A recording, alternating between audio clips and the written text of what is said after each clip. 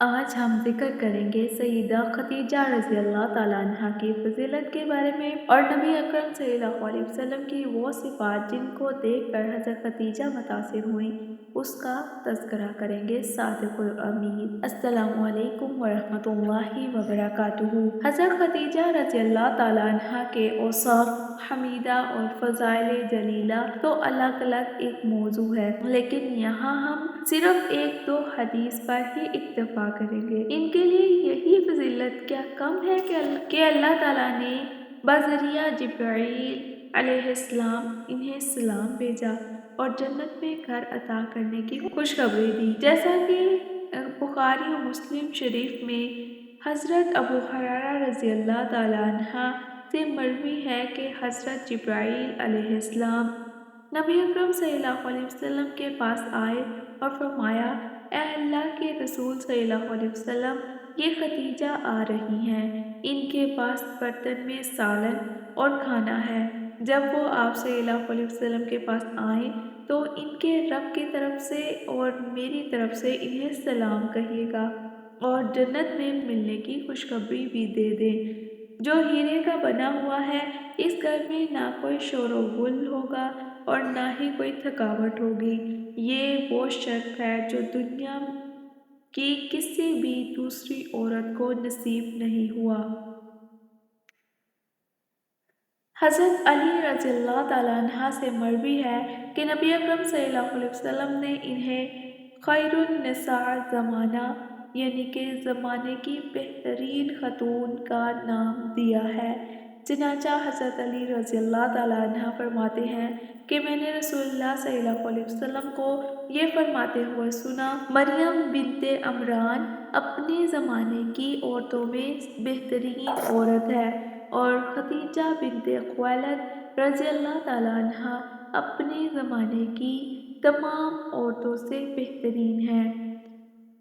اب ہم نبی اکرم صلی اللہ علیہ وسلم کی خوبیوں کا تذکرہ کرتے ہیں۔ حضرت خدیجہ رضی اللہ تعالیٰ عنہ کے ساتھ شادی کے بعد نبی اکرم صلی اللہ علیہ وسلم کا سارا وقت ذکر الہی، کائنات میں تفکر اور تدبر اور بنی آدم کے فلاح اور بہبود میں صرف ہوا کرتا تھا۔ انہی دنوں نبی اکرم صلی اللہ علیہ وسلم نے مختلف قبائل کے سرداروں اور سمجھدار لوگوں کو جمع کیا اور ملک میں پائی جانے والی بدامنی، راستوں کے پر خطر ہونے، مسافروں کے چوروں، ڈاکوؤں اور لٹیروں کے ہاتھوں لٹنے اور غرباء و مساکین پر دولت کے گھمنڈ میں ظلم کرنے والے لوگوں کے مظالم بیان کیے اور ان جمع شدہ لوگوں کو ان سب امور کے اصلاح کی طرف توجہ دلائی۔ آخر ایک انجمن یا کمیٹی قائم ہوئی جس میں بنو ہاشم، بنو مطلب، بنو اسد، بنو زہرہ، بنو تمیم شامل تھے۔ اس کمیٹی کے ممبر یہ عہد اقرار کیا کرتے تھے، ہم ملک کی بدامنی دور کرنے کی تدابیر اختیار کریں گے، مسافروں کی حفاظت کے انتظامات کریں گے، غرباء و مساکین کی امداد کیا کریں گے اور زبردست کو زیر دست پر ظلم و ستم ڈھانے سے ہر ممکن طریقہ اختیار کر کے روکا کریں گے۔ اس انجمن کے قیام اور تدابیر سے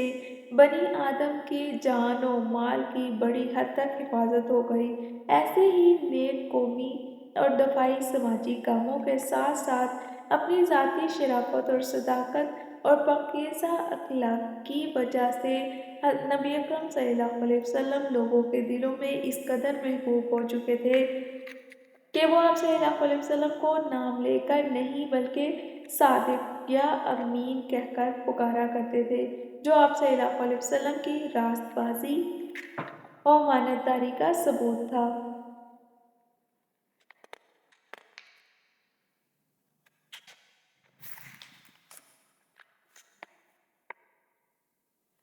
نبی اکرم صلی اللہ علیہ وسلم کی بعثت سے صرف 5 سال پہلے تک خانہ کعبہ صرف 9 ہاتھ اونچی 4 دیواری پر مبنی تھا۔ اس پر چھت نہیں تھی، لہٰذا خانہ کعبہ شریف میں بڑے خزانے سے چوری ہو گئی۔ اس کے علاوہ اسی سال مکہ مکرمہ میں ایک زبردست سیلاب آیا جو سیل عرب کے نام سے معروف ہے۔ اس سیلاب کی وجہ سے خانہ کعبہ کی دیواریں نہایت متاثر ہوئیں۔ انہیں زنگ اور کائی لگنے کے ساتھ ساتھ گرنے کے قریب ہو گئی تو قریش کعبہ شریف کی تعمیر جدید کے لیے تیار ہو گئے۔ یہاں یہ بات بطور خاص یاد رہے کہ جدید تعمیر کعبہ کی ضرورت زمانہ کے اثر یا صدمہ سیلاب وغیرہ کی وجہ سے پیدا ہو جاتی تھی، ورنہ کسی غیر قوم کے قبضے کے لیے توڑ پھوڑ کرنے کا واقعہ اس مبارک عمارت کعبہ کے ساتھ 5 سال سے کبھی نہیں ہوا، جبکہ ہیکل کے ساتھ بارہا ایسے واقعات پیش آتے رہتے ہیں۔ قریش نے جب تجدید تعمیر کعبہ کا پختہ ارادہ کیا تو پدر رسول صلی اللہ علیہ وسلم عبداللہ کے ماموں ابو وہب بن عمر مخزومی کے کہنے پر پہلے سب نے یہ عہد کیا کہ تعمیر کعبہ میں جو شخص جتنا بھی حصہ ڈالنا چاہے وہ صرف مال حلال طیب میں سے ہونا چاہیے۔ کوئی کسی عورت کی کمائی، سود کا پیسہ یا کسی سے ظلماً لیا ہوا مال شامل نہیں کرے گا۔ اس طرح جب پرانی دیواروں کو گرانے کا وقت آیا تو سب ڈرنے لگے کہ کہیں ہم پر کوئی مصیبت نہ آ جائے، اور چونکہ وہ کعبہ کو گرانے نہیں بلکہ تعمیر کرنے کے لیے تھے،